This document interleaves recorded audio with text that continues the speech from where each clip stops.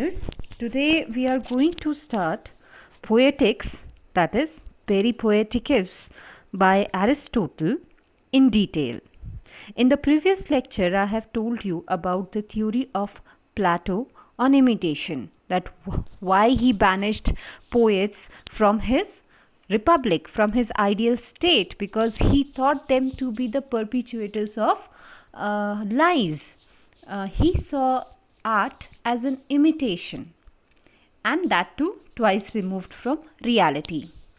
All those allegations made by Plato gave a kind of hint or a kind of basis for Aristotle to defend poetry and poets from all those allegations. As you know, Poetics it was divided into 26 chapters, and in these 26 chapters he basically starts with the art of imitation, his own theory of art of imitation, on ground of which he begins to defend poetry in the beginning itself. How it is different from Plato's art of imitation, that we are going to discuss right now. And you just have to keep in mind also, we are narrowing down from art to poetry and poetry to tragedy. So in the first 5 chapters he does talk about art, he talks about imitation, he talks about epic, tragedy, comedy, but most of the work Poetics by Aristotle is focused on tragedy, because tragedy is the art or the kind of poetry he sees into highlights, and he wants people to understand how it functions, and what is the origin, what are the composition, and how it is actually beneficial to have good tragedies in an ideal state or for the well-being of human being. So he has described later on towards the later chapter more on a tragedy, but in this video I'm going to mainly focus on art of as imitation and the origin of poetry, which he has discussed in the first 5 chapters. So let us just start with art as imitation. When he says art as an imitation, art is you imitate something from the nature and you create. It can be song, it can be dance, it can be painting, it can be poetry, anything. That is all art for him. And he does agree with Plato's theory that yes, art requires imitation. The artist draws inspiration from the nature. There is no doubt about it. But what are the main things that he differs from Plato's beliefs in his own? So let us just begin with what he says in the beginning of the chapter. In the first chapter, he says that he has proposed this work to speak about art of poetry mainly, right? He has taken this task of defending poetry, not all the arts right now, but yeah, from a general to particular he moves, right? So he says that there are poetry which has different forms. If you talk about tragedy, you talk about comedy, epic, dithyrambic, lyric. These are poetry forms, and he's going to in general he is going to defend all those poetry in this work. This is what he has proposed through this work, and he goes on to say that all these forms of poetry are imitation. They are a kind of imitation. Definitely there is imitation. The poet or the artist get inspired, get some source from the nature, from the reality, from the surrounding, and he does present an work of art. So this is when he says that all these kinds of poetry, they all are similar, but they in fact all the arts, they differ from each other through 3 points. Like there are 3 ways through which the imitation varies. The imitation is done, but there are 3 ways through which imitation varies from each other, and they result into a different piece of art, different kind of art. So in the first chapter itself, he says, so pieces of art, they differ from each other in three different ways, as I told you. First is media, second is object, and third is manner. Media is the singular for medium. So media, object, and manner. In the same chapter, in the first chapter itself, he continues about what is the medium of, what do you understand by medium of imitation. How an art is expressed through the help of something, that is called the media of expression, right? Through the what medium has been used. So he just discusses about that in painting you use color, in dance there is a rhythm, there is a movement, you have music which has rhythm and harmony again. In mime again you see rhythm and movement. And in literature, if we see, there are words which are in metrical form, and these meter can be in like one, or there could be combinations of different meters. So this thing become the medium of expression of any art. These different kind of medium would lead to different resultant art. Now in the next chapter he explains, now he is settling down towards poetry mainly. He talks about poetry in literature here, that object of imitation. What is the object of imitation? Here the object of imitation is men in action.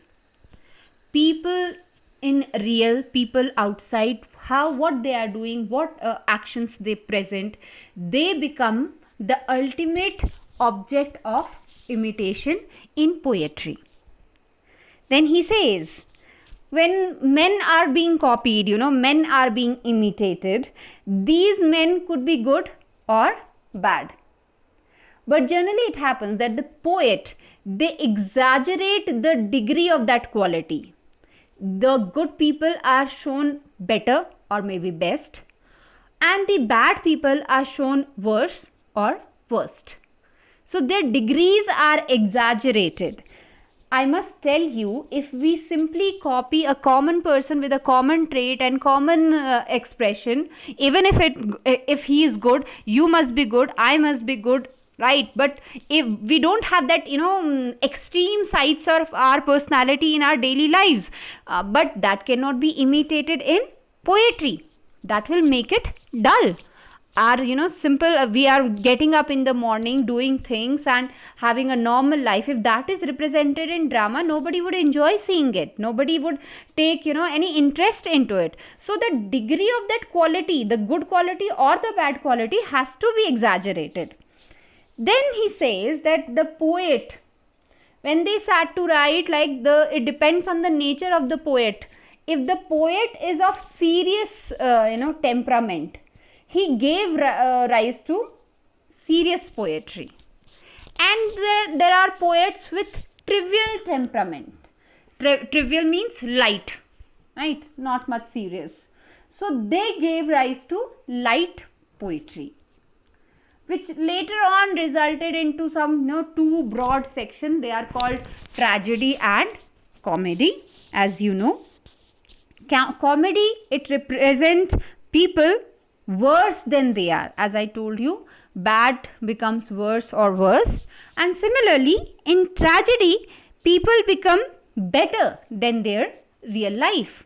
They may not be that good in that idealized in their real life, but in drama, in the poetry, here poetry exactly, I'm referring to drama also.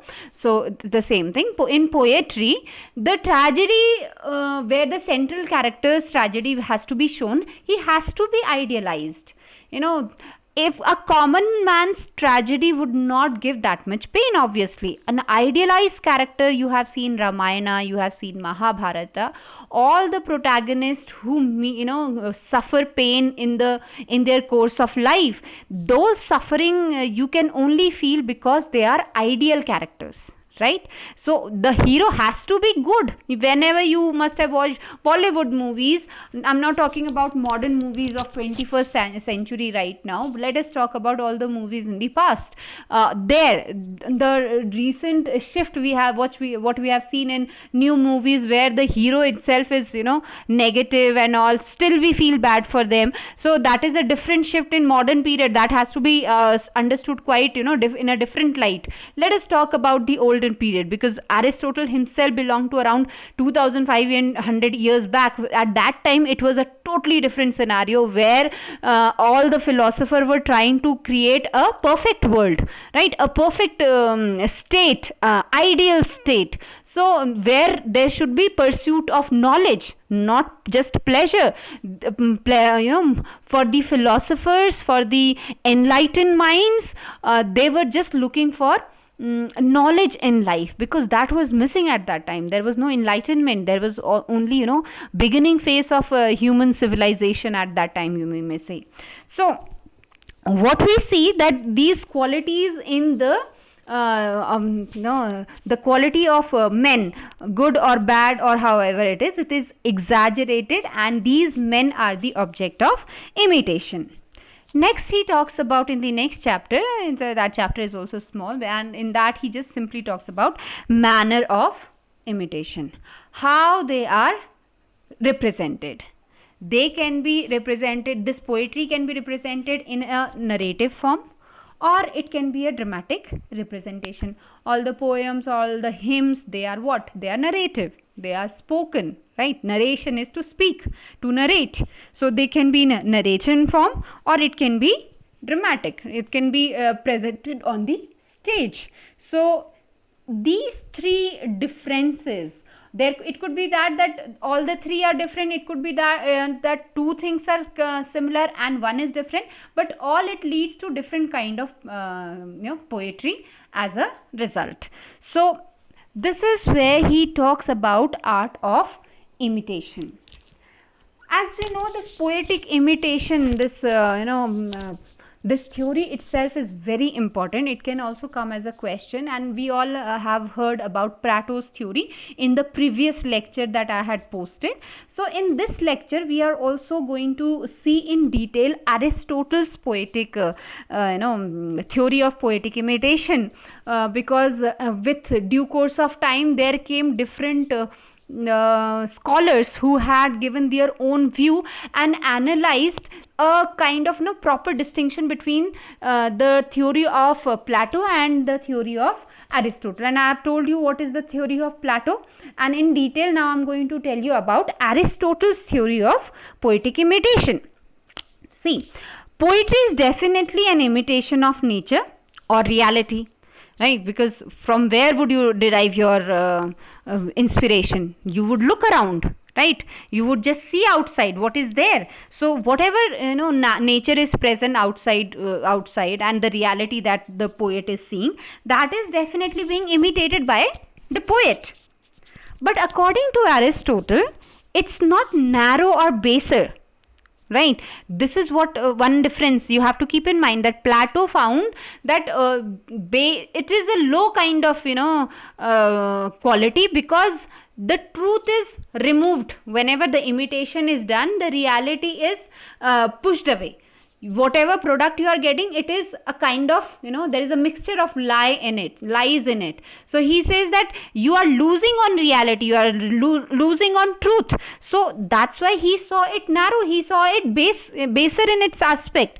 But Aristotle did not see it like that. He says that it is actually, if you see, this imitation, this process of imitation by poets, it involves higher and nobler senses. One needs to have high quality to do this, imitating and creating something new. One has to have higher sense, nobler sense than the common people. So Aristotle's first focus was on this, that whenever imitation is done, it is not with the intention of promoting lies. It is not with the intention of removing reality from that. The intention is nobler. In fact, there is much good feelings behind it, good conception behind it. He says in the defense of poetry, to the response actually to the attack made by Plato on the basis of imitation, you know his concept. Aristotle had to write this whole poetics and to explain his own concept of imitation. You have to just focus on this point first, which will give rise to all the other points. So he says that when a poet does imitation, it is actually not a literal copy of nature. He doesn't want to just see. Plato gave an example of chair that an artist is a carpenter is making a chair and a painter is painting that chair. So that is actually a photographic copy what Plato is taking as an example, giving as an example, where he says that some reality has been lost. So that is Plato's theory. But Aristotle doesn't agree to it. He says it is not a literal copy. The poet does not intend to paint a picture through words. Right? He is not doing that. Painter is not doing that. He says that Aristotle differed from Plato's theory of imitation, as he says art is not a photographic copy of nature, but it involves the imagination of poet, which draws inspiration from the nature. When we say that they imitate nature, actually they are simply drawing inspiration from there.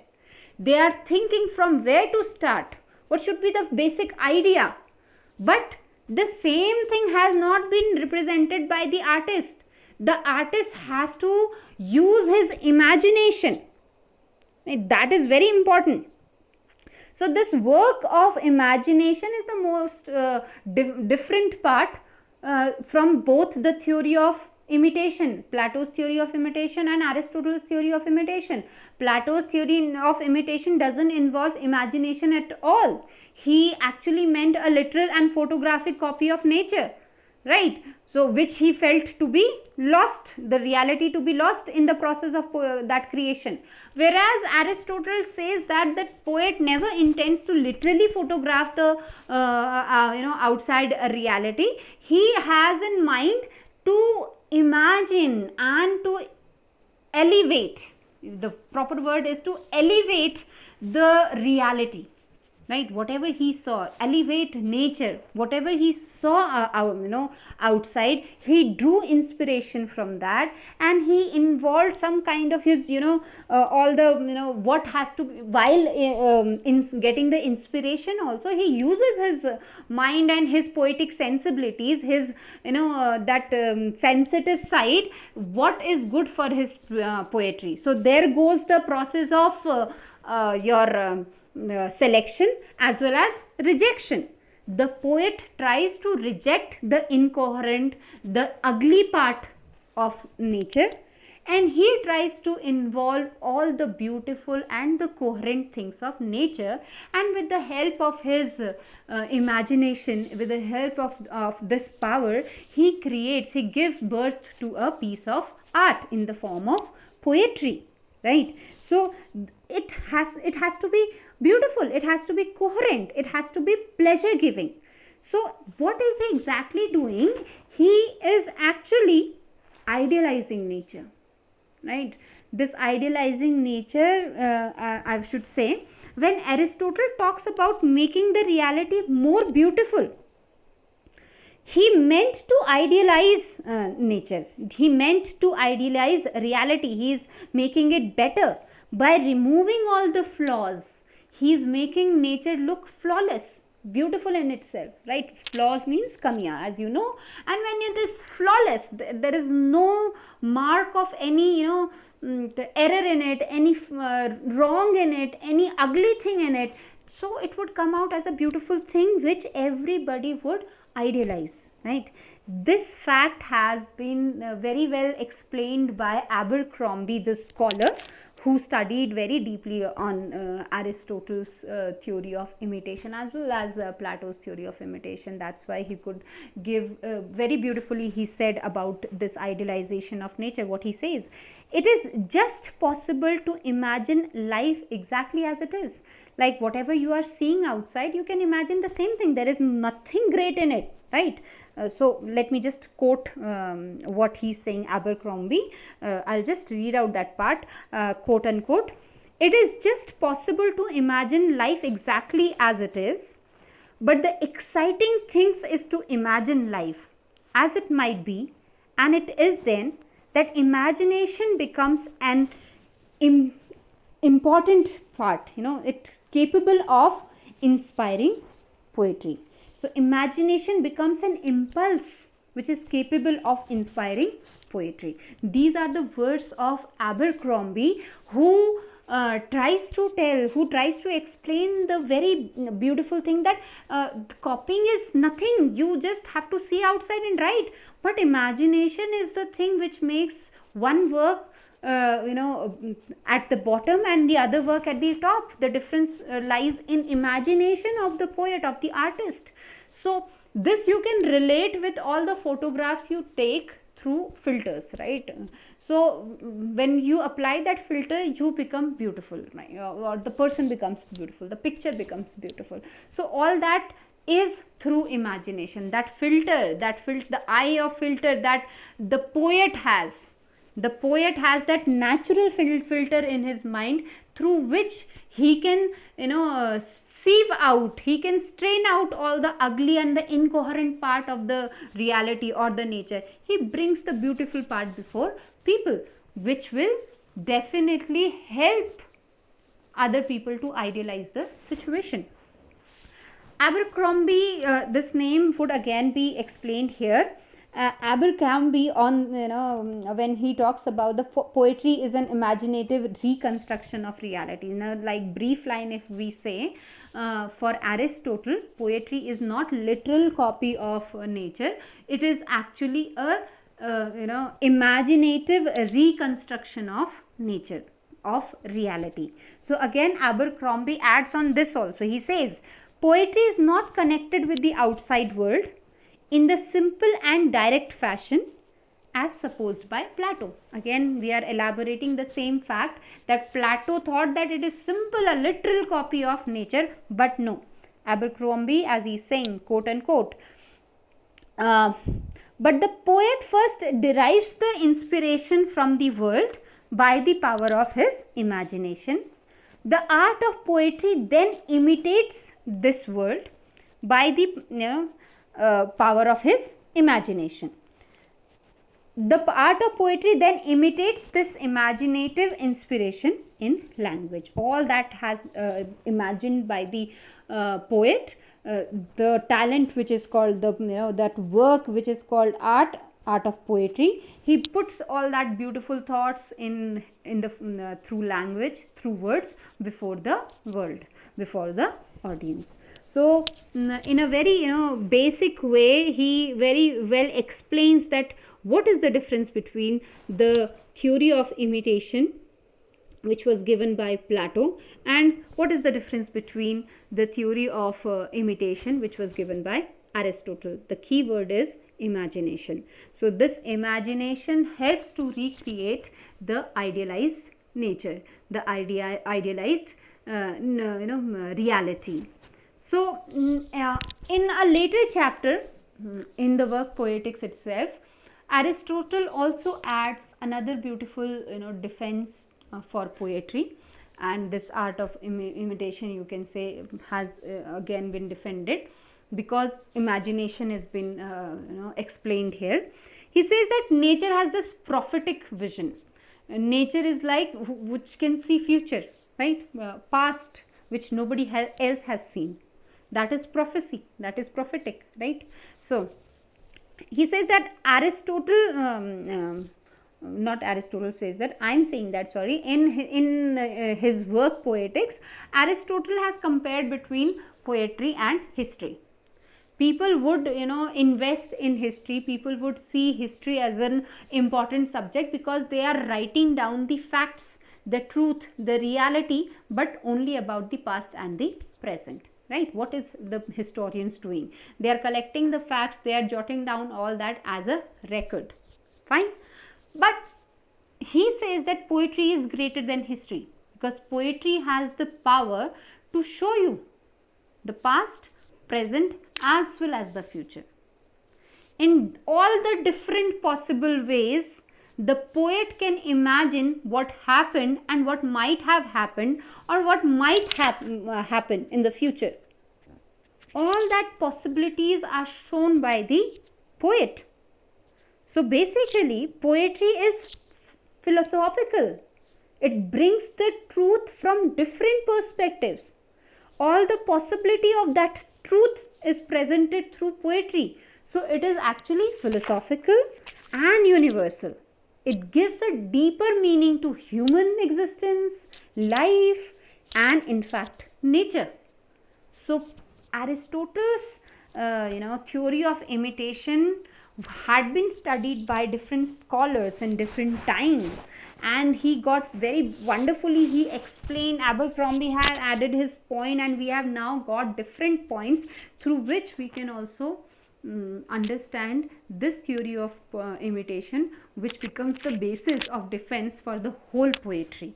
So it's a very, very important point that you must have understood by now. Let us now move to the next chapter, that is origin, nature and function of poetry. Mainly he is going to talk about all the kind of poetry, but he gives a basic what were the circumstances, what are the reasons which pushed people or which made people to experiment in poetry or to write poetry. He began with, he says that poetry rose out of two aspects of human nature. These qualities are innate in human nature. By birth they have these qualities. First one is the urge to represent. They want to show, right? Whatever has been seen, they want to represent before the audience or before people, before others. This is what we do in daily life also. We tell our experience to our family, our friends. So this is the urge of representation. Next is the urge to enjoy. Yeah, human has this quality to enjoy life. That is the basic, in fact, most of the people, most of the animals, all the living beings, they all want to enjoy, they want to be happy. So these two qualities you have to keep in mind. The urge to represent and the urge to enjoy was innate in human being. Then what is the good part with poetry? That poetry offers enjoyment and learning together. Whatever we learn from our parents, from our life, in the beginning phase of our lives, you see, more or less we see our parents doing something. They do their hand gesture. We also start learning that we have to do our hand gestures. So we learn through that. After that, whatever our parents have written something or they have told us something, we try to learn through that. So this representation also helps in learning. People learn through that. Maybe earlier only philosophers were more interested in learning, but it is not so that the common people do not want to learn anything. They definitely want to learn, but maybe not in that depth, but they have this nature of learning. That's how human civilization progressed. We learned from everywhere. So through poetry, these the common mass, the common people could also learn, plus they are enjoying it also. And he goes on to say that, like, when we are something new is presented through poetry and common people are not aware of that, they actually derive pleasure from the way the work has been presented. The minute details of those works also give pleasure, as well as knowledge. A new knowledge has been added, definitely, but these things are enjoyed by people. So new things were also welcomed. Whatever poetry was bringing new realities and new truth, imaginary truth, so all these things were welcomed by people. In today's time also, we had enjoyed movies on zombies, we had enjoyed movies on apocalypse, we have enjoyed movies on space, sci-fi movies. which may not be, which is not yet the reality. We enjoy movies on aliens because we enjoy the details that has been presented through it. We learn the kind of facts or truth we try to get or relate through it. So that is the nature of human beings. So they have the nature to represent, they have the nature to enjoy, plus through this representation and enjoyment they are learning also, which is a very important point. So human, now what is there? So there are few special people. What they do, they actually have feeling for music, that are the rhythm, and so meter. So what they is very, so few blessed people, what they started doing, they started experimenting thought with meter. Some thought they have, some idea they have, and they are trying to recreate it in metrical form, in a form of verse, in the form of poetry before the audience. So in this way the poetry came into existence. Poetry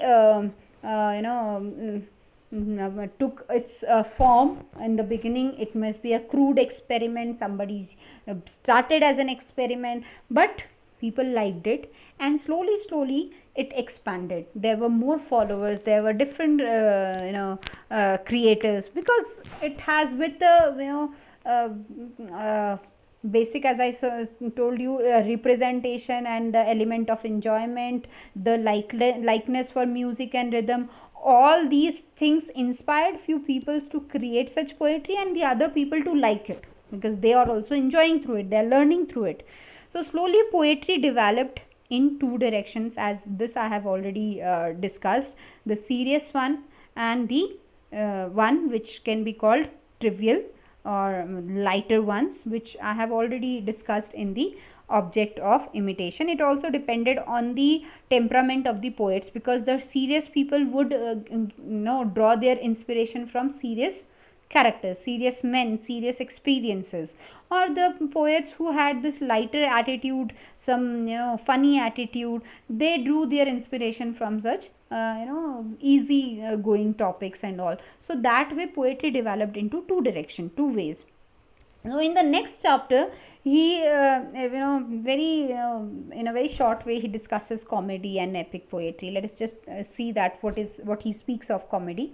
I must also tell you that in this chapter he also says that he is going to take the topic of comedy in a next lecture, which we have not received as a book form. It may have got destroyed, ruined, or maybe he was unable to give that lecture, we don't know about that. But definitely in this chapter he had mentioned that I'm going to take this topic later on. That's why he did not touch that thing, go into detail. He just touched the topic, whatever surfacial thought he had on comedy, he gave it us through this chapter. This is chapter 5. So he says comedy represents men who are worse than they are in actual life. But here worse or bad doesn't mean exactly bad people, the character we say, right? Evil or greedy, not that way. Here bad means not idealized, not in the idealized form. So here worse means ludicrous, funny, not serious. That kind of characteristic or the characters are used in comedy. So comedy was not seen in a very serious